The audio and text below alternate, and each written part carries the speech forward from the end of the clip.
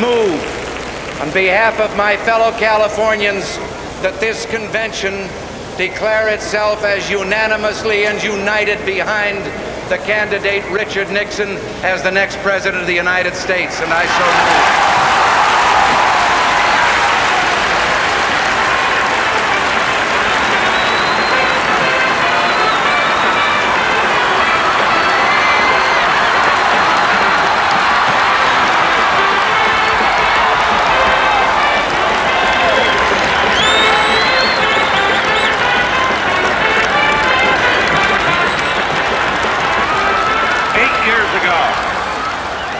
I had the highest honor of accepting your nomination for President of the United States.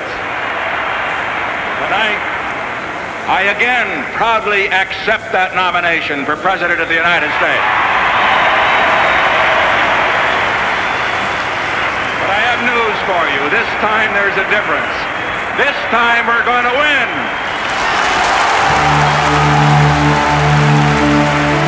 This is the story of a president who stood on the highest mountain tops and walked the deepest valleys. It is the story of a statesman who risked everything in pursuit of his great goals of extending peace and freedom around the world. And it is the story of a man who refused to give up. All right, thank you very much. Coming back from defeat is one of the hallmarks of Richard Nixon's life in the arena. In an extraordinary career spanning the whole post-war era, he has never failed to turn a setback into the opportunity for a new beginning.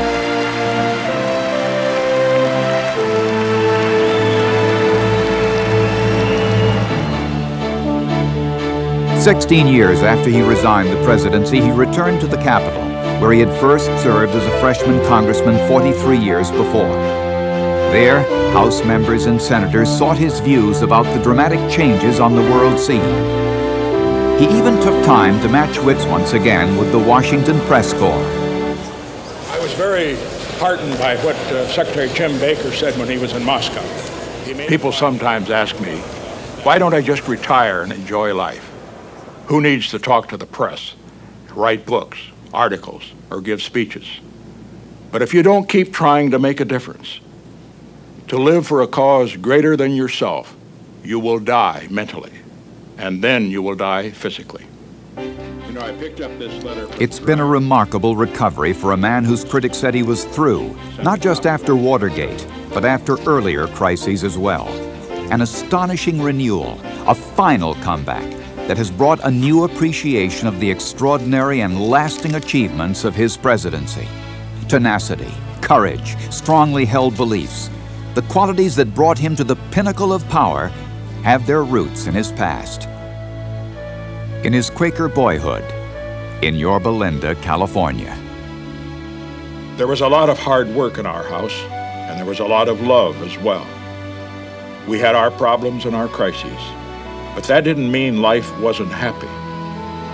If you don't know some sadness, you miss a great dimension in life. Life without peaks and valleys has no real beauty to it.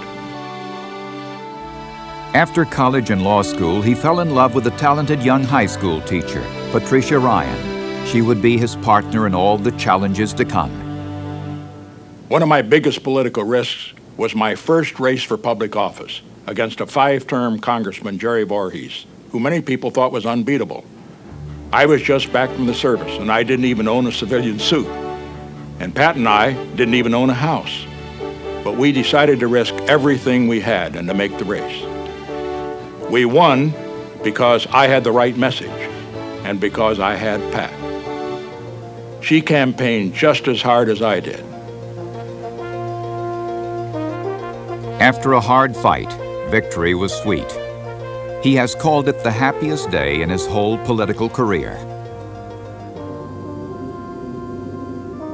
He traveled through war-torn Europe and was troubled by the growing threat of communism abroad. As a member of the House Un-American Activities Committee, he was shocked to learn of the more insidious threat of communism at home. On a fateful day in 1948, Whittaker Chambers accused a respected former diplomat, Alger Hiss, of being a communist. I am not, and never have been, a member of the Communist Party. Almost everybody believed Hiss, except Richard Nixon. He searched tirelessly for proof. Friends warned him that the case could ruin him politically, but he wouldn't give up. In the end, Hiss was convicted of perjury and went to prison. Nixon's crucial role in the case made him a national figure. Well known enough now to seek higher office, he ran for the Senate in California and won handily. But a bigger challenge was yet to come with the presidential election of 1952. The Republicans had a dream candidate, General Dwight D. Eisenhower, architect of the victory over Hitler. It was also a remarkable opportunity for a young Californian with only 5 years' experience in government. Nixon's youth and his handling of the Hiss case appealed to Eisenhower. Prospects for victory were bright, until crisis enveloped Nixon once again.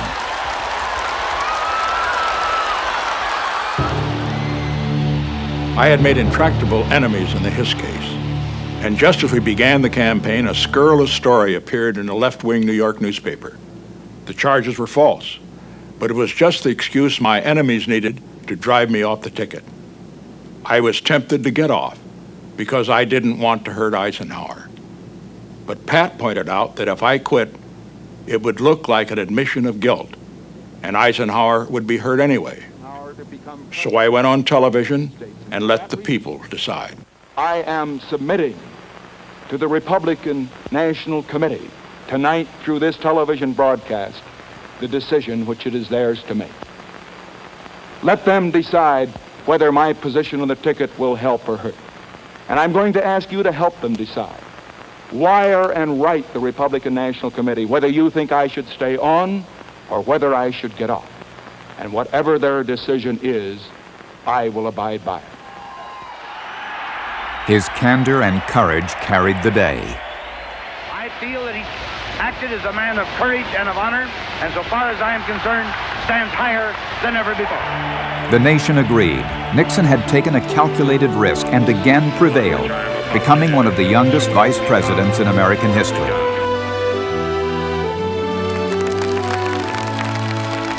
No vice president had ever been more active and involved. He broadened his experience in foreign affairs as he and Pat toured 4 continents as Eisenhower's emissaries of goodwill. Most nations received them warmly, but a few visits were disrupted by communist agitators.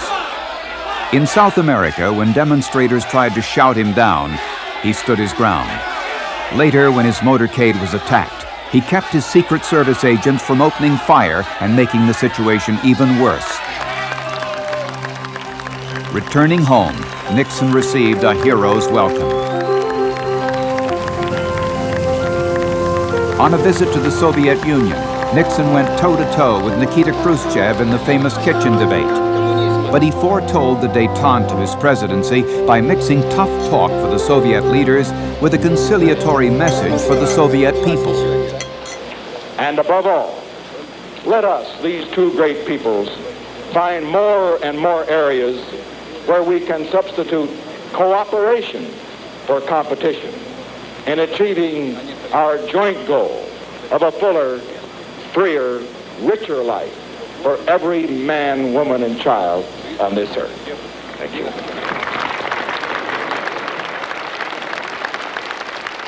Nixon returned to face his greatest challenge, the campaign of 1960. He was the overwhelming favorite for the Republican nomination for president.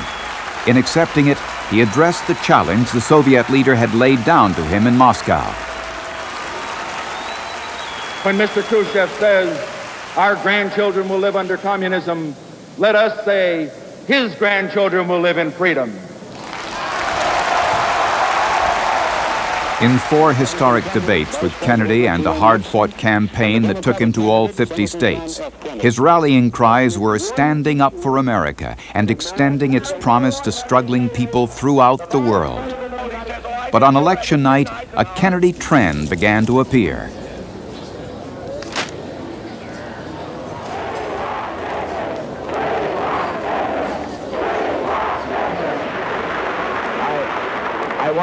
I want Senator Kennedy to know, and I want all of you to know, that certainly if this trend does continue and he does become our next president, that he will have my wholehearted support and will support. By morning, Kennedy seemed to have won by a slim 113,000 votes. However, Republicans cried foul as reports came in about rampant vote stealing in Illinois and Texas. Eisenhower was so angry that he volunteered to raise the money to pay for a recount.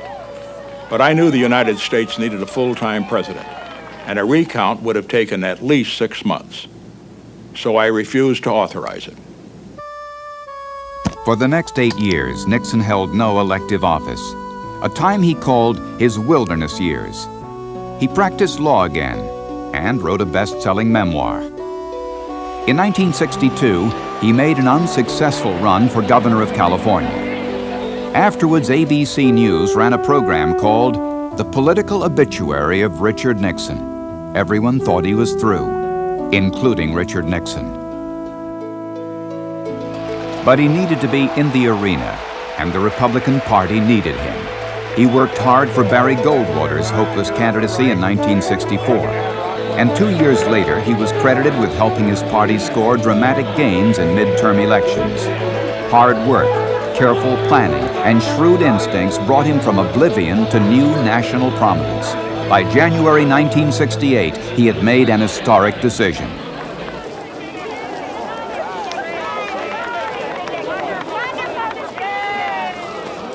I have decided that I will test my ability to win and my ability to cope with the issues in the fires of the primaries and not just in the smoke-filled rooms of Miami.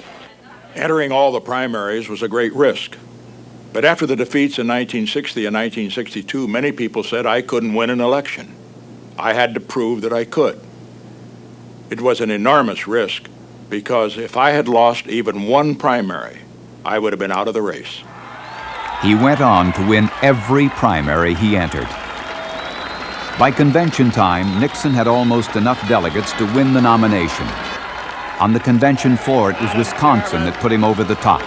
Wisconsin is proud to cast its 30 votes for the nominee of this convention, Richard M. Nixon, the next president of the United States. Nixon won it on the first ballot. Once again, he had risked all and won, coming back from political eclipse to become his party's man of the hour. My fellow Americans, the long, dark night for America is about to end.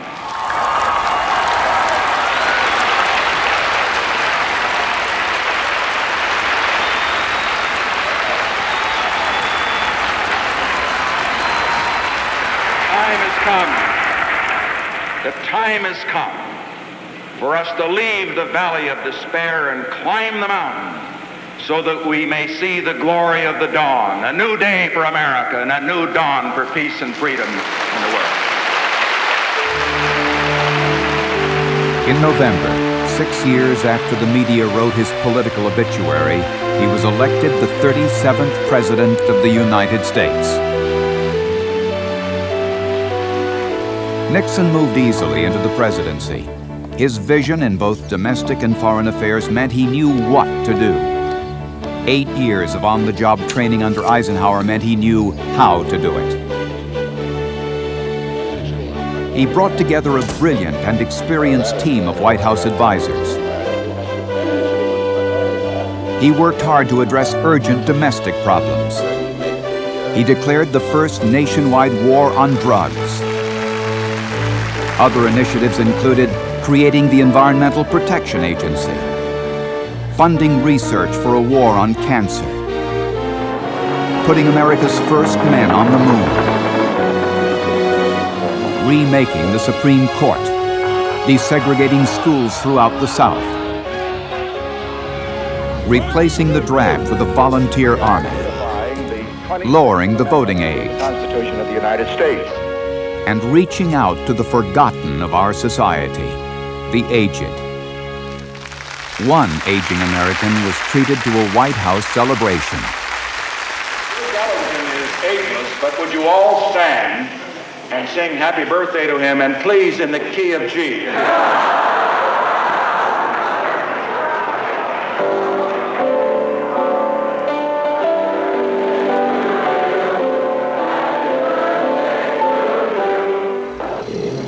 But the international arena was where Nixon was at his finest.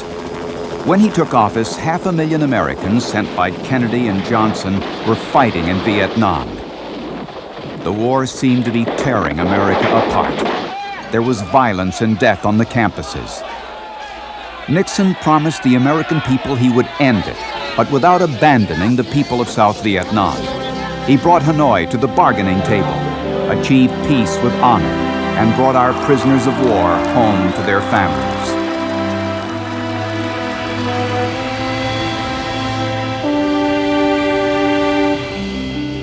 A bold act of statesmanship was opening the door to the People's Republic of China. Nixon's structure of peace depended on bringing the most populous country in the world back into the circle of nations. Some people said the only reason I went to China was to counteract the Soviet threat. But as I said at the time, even if there had been no Soviet threat, I would have made the trip. We must never again permit over 1 billion of the ablest people in the world to live in angry isolation. Nixon diplomacy succeeded in small ways, too. I express my appreciation to my Chinese voice, to Mrs. Chang. I listened to her translation. She got every word right.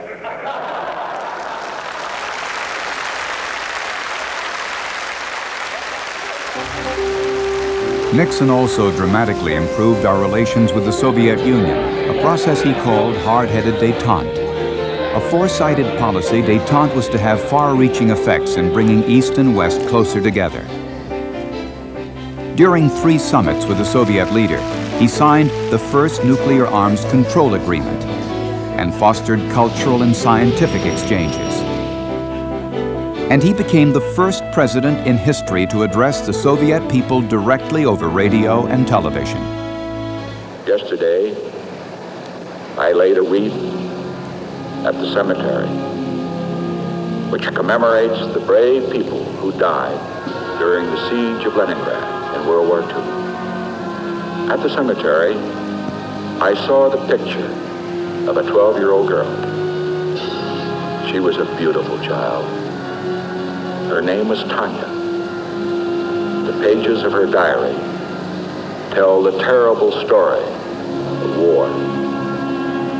In the simple words of a child, she wrote of the deaths of the members of her family.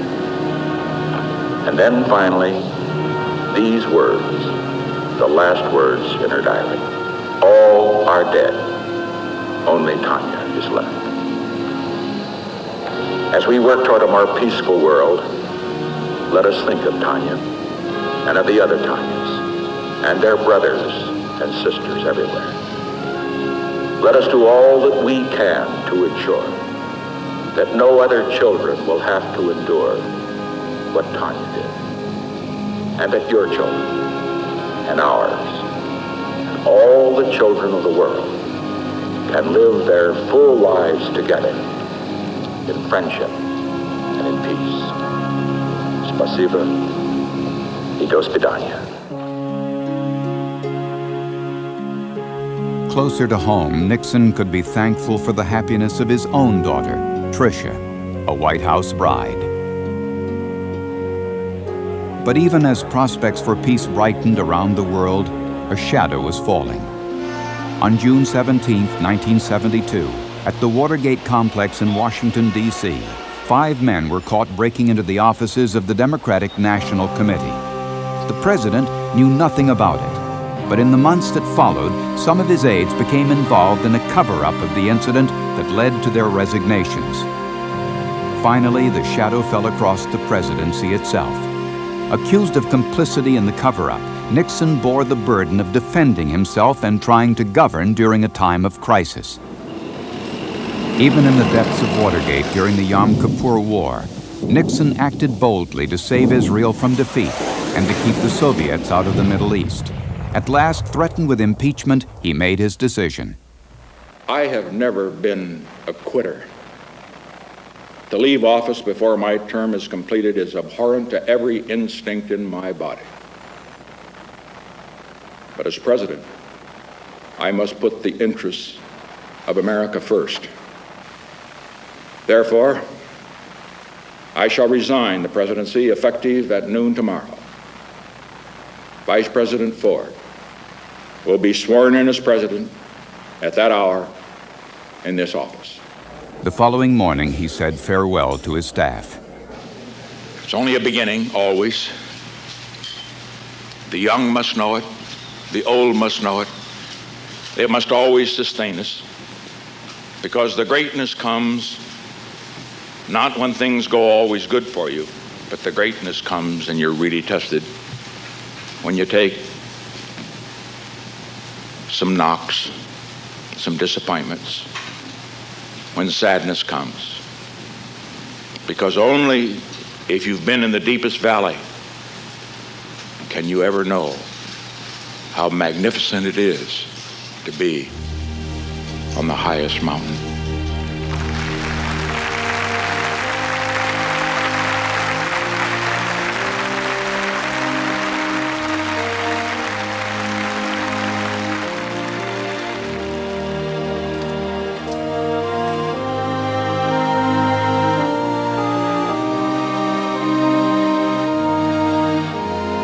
The emotion of the moment, saying goodbye to so many friends, left me drained, empty.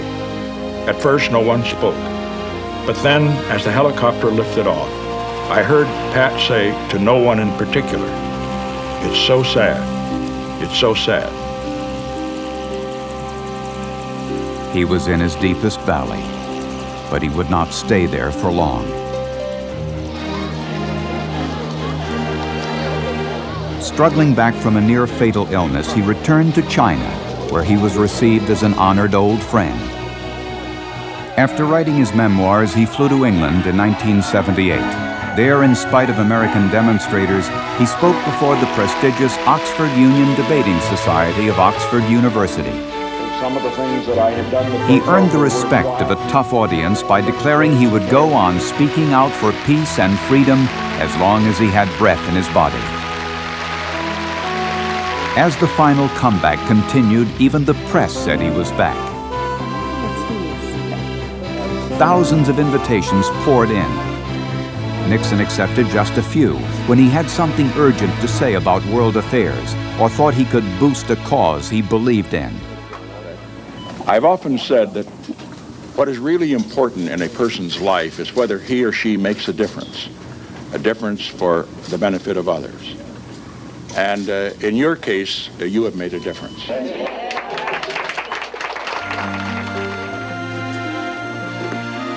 He wrote bestseller after bestseller. And he traveled again to China. This time he expressed his outrage at the tragedy of Tiananmen Square. There has never been a more difficult crisis than at the present time in those relations. Afterwards, he briefed President Bush at the White House. He has come back into his own, with more time now to enjoy favorite pastimes. Happy birthday to you. He has also been able to relax in the role of grandfather. Happy birthday to you. All right.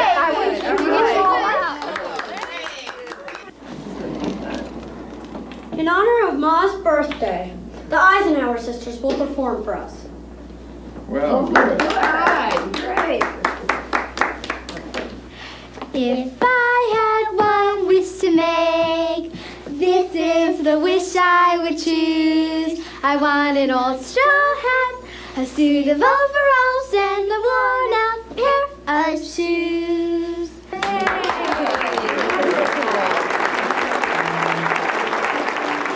At the same time, he has returned to the public arena, speaking out on the challenges America faces. So to our young people who are here tonight and the others, and there are over 1 million boys and girls and boys clubs across the country, this is our message to you. We're very proud that our generation has played a role in the defeat of communism. But now we have a greater challenge. It's the victory of freedom. And we plan to meet that challenge, because as we meet that challenge, it means that our legacy to you will be not just that we saved the world from communism, but that we help make the world safe for freedom.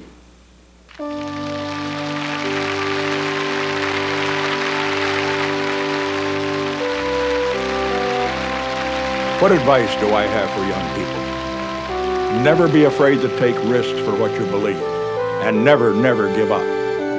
If you take no risks, you will suffer no defeats. But if you take no risks, you will win no victories. You must never be satisfied by success, and you must never be discouraged by failure. 2,000 years ago, the poet Sophocles wrote, "One must wait until the evening to see how splendid the day has been." I have won some great victories, and I have suffered some devastating defeats.